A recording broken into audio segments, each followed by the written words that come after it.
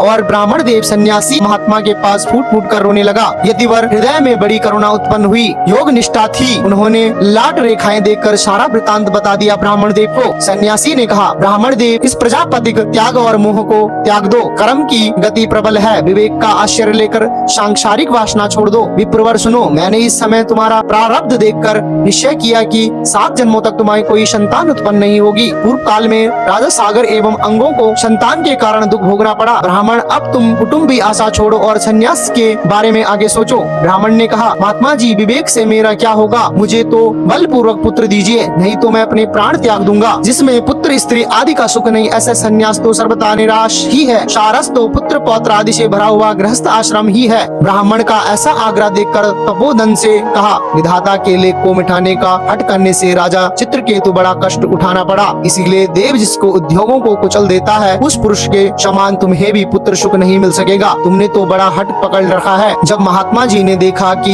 यह किसी प्रकार का अनुग्रह नहीं छोड़ता, तब तो उन्होंने एक फल देकर, इसे तुम्हें अपनी पत्नी को खिलाना पड़ेगा, इससे एक उसका पुत्र होगा। तुम्हारी स्त्री को 1 साल तक सत्य, शौच और दया दान और एक समय का ही अन्न खाने का नियम रखना चाहिए। यदि वह ऐसे करेंगी तो बालक बहुत शुद्ध स्वभाव वाला होगा। यूं कहकर योगी राज वहाँ से चले गए। ब्राह्मण अपने घर लौट आया। वहाँ आकर उसने वह फल अपनी स्त्री के हाथ में दे दिया और स्वयं कहीं चला गया। उसी की स्त्री कुटिल स्वभाव की थी। वह रो रो कर अपनी सखी से कहने लगी, सखी, मुझे तो यह चिंता हो गई, मैं तो यह फल नहीं खाऊंगी। फल खाने से गर्भ रह जाएगा, गर्भ से पेट बड़ा हो जाएगा, फिर कुछ खाया पिया जाएगा नहीं, मेरी शक्ति क्षीण हो जाएगी।